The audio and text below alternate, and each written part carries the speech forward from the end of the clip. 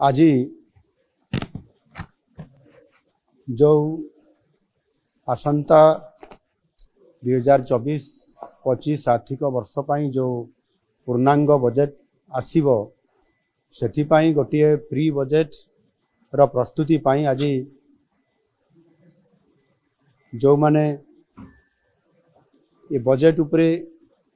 अध्ययन करिसंती पूर्वरु बजेट प्रस्तुत करिसंती बजेट को कार्यकारी करिसंती अर्थ मंत्री एवं अर्थ विभाग रो सचिव एवं जो माने अर्थ उपरे पांडित्य अर्जन करिसंती एवं विभिन्न ये अर्थ संबंधी अनुष्ठान संपुक्त अछंती समानंको आज डका जाइथिला। आपण माने जानती आम सरकार प्रथम ही लोकंक सरकार भावरे साधारण जनतांकर मतामत को गुरुतर दे आसी 2024 आर्थिक वर्ष पर साधारण बजेट आगामी 25 तारीख रे विधानसभा रे उपस्थापित हेबार ये कार्यक्रम अछि। आमर बजेट टी जेपरी वास्तव रे लोकंकर बजेट हेकरी लोकंक पाखरे उपस्थापना हो पारिबो समस्तंकर आशा आकांक्षा को प्रतिफलित करि पारिबो सेथिपाई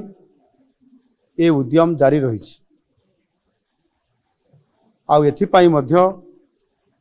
ऑनलाइन जरिया रे व्हाट्सएप माध्यम रे आमे मतामत लड़ीछु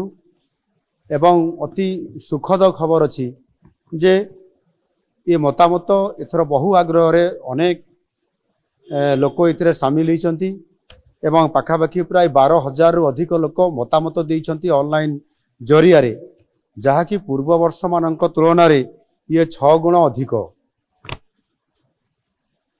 लोकंक एपरी व्यापक अंशग्रहण आम पाई बहुत बड़े गोटे उत्साहजनक। आज मध्य ए प्री बजेट रो ई प्रस्तुति बैठक रे पाखापाखि प्राय 150 रु अधिक लोक विज्ञ लोक एठी उपस्थित थिले। समानक भितर अनेक जहाँ मु कहली अर्थ संबंधी विभिन्न विभाग रो विशेषज्ञ अर्थनीतिज्ञ पूर्वतन अर्थमंत्री अर्थ सचिव एवं समाजर विभिन्न वर्गर लोक माने अर्थ संबंधी जो माने अनेक ओडिशार भविष्यत कथा चिंता करती से समस्ते विभिन्न मतामत देइछंती। ये मतामत देवा भितर समानक भितर 26 जन अति मूल्यवान तांकर प्रस्ताव एवं मतामत से सेठी उपस्थापना करने सहित मध्य लिखित आकार मध्य प्रस्ताव से देइछंती। समानकर समस्त मतामत एवं प्रस्ताव को आम विभाग तरफ लिपिबद्ध करा जाइछि एवं ताहाकू विचार करी आगामी दिन रे जो आमर बजेट आसबार अछि तांकर मतामत को निश्चित भाव रे आमे यथा संभव एथिरे प्रतिफलित करिया पई आमे चेष्टा करिवु। आ सेथि पई जो लोकंकर बजेट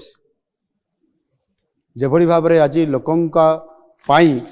प्रस्तुत हेबा को जाउ अछि ता निश्चित भाव रे आगामी दिन रे ओडिसा को नुआ ओडिसा गठन करिबारे सहायक हबो।